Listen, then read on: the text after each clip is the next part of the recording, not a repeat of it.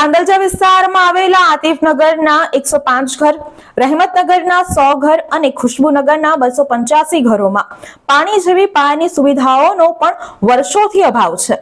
આતિફનગરમાં પાણીની લાઈન તેમજ પાણીના કનેક્શન ન હોવા છતાં છેલ્લા 8 વર્ષથી વ્યાજ સહિત પાણીનો કર વસૂલવામાં આવી રહ્યો છે। રહેમતનગરની 2021માં આંતરિક પાણીની લાઈન પાસ થઈ ગઈ હતી, જેના ચાર્જ પેટે રહીશો દ્વારા 2021માં મ્યુનિસિપલ કોર્પોરેશનને પાણી કનેક્શનના 1500 રૂપિયાની ભરપાઈ કર્યા છતાં 4 વર્ષનો સમય વીતી ગયો હોવા છતાં પાણીની લાઈન નાખવામાં આવી નથી, જેથી ઉપરોક્ત તમામ સોસાયટીના રહીશોએ આજે પાણીની લાઈન નાખવા માટે તેમજ આતિફનગરનો પાણીનો કર બાદ કરવાની માંગ સાથે મ્યુનિસિપલ કમિશનર દિલીપ રાણાને આવેદનપત્ર આપી રજૂઆત કરવામાં આવી હતી। સ્થાનિકો દ્વારા રજૂઆત કરવામાં આવી હતી અને ઉગ્ર વિરોધ પણ કરવામાં આવ્યો હતો। વડોદરા શહેરમાં આવેલા તાંદલજા વિસ્તારમાં આતિફનગર હોય, રહેમતનગર હોય કે ખુશ્બુનગર હોય, આ તમામ વસવાટોમાં છેલ્લા ઘણા વર્ષોથી પાણીની સમસ્યા છે। સ્થાનિક રહીશોએ અવારનવાર વડોદરા મ્યુનિસિપલ કોર્પોરેશનના અધિકારીઓને ફરિયાદ કરવા છતાં આ દિવસ સુધી પાણીનું જોડાણ આપવામાં આવ્યું નથી। પાણી જેવી પ્રાથમિક સુવિધાથી તાંદલજા વિસ્તારના રહેમતનગરના રહીશો હોય, આતિફનગરના રહીશો હોય કે ખુશ્બુનગરના રહીશો હોય, તેમને બાકાત રાખવામાં આવ્યા છે।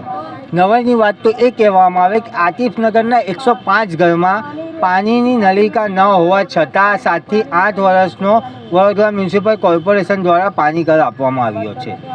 આ બહુ નવાઈની વાત કહેવાય કે જે તે સંબંધિત અધિકારીઓ હોય તે લોકોએ ચેકિંગ કર્યા વગર, તે લોકોની રજૂઆત સાંભળ્યા વગર તે લોકોને પાણીના કર આપવામાં આવ્યા છે।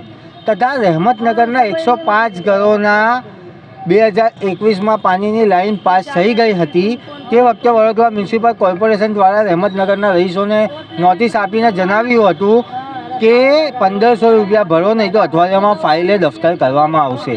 ત્યારે રહેમતનગરના રહીશોએ અઠવાડિયાના અંદર જ 1500 રૂપિયા લેખે વડોદરા મ્યુનિસિપલ કોર્પોરેશનને ભરપાઈ કર્યા હોવા છતાં 4 વર્ષ થઈ ગયા હોવા છતાં આજ દિવસ સુધી ત્યાં પાણીની લાઈન નાખવામાં નહીં આવી અને ખુશ્બુનગરના 285 ઘરોમાં પણ પાણીની લાઈન નાખવામાં નહીં આવી।